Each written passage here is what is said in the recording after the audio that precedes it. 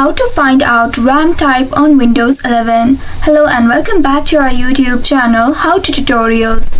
In today's video, I'm going to show you how you can find RAM type on Windows 11. To do so, you can use different methods like Task Manager or Command Prompt. If you would like to use the Task Manager, then firstly open the Task Manager on your device. You can simply click on the search bar and there search for Task Manager.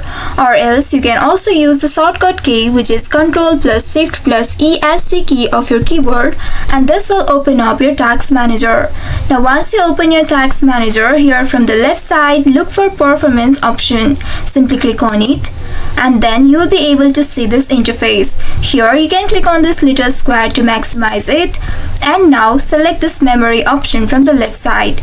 Here you'll be able to see your RAM details at the very bottom, and at the top right you'll be able to see size of your RAM installed on your device. Here you may also look for RAM type, but if the RAM type is not shown here, then you can use Command Prompt option. For that, again at the left bottom below, simply click on it and then search for Command Prompt. Once you get the Command Prompt, simply click on it to open it.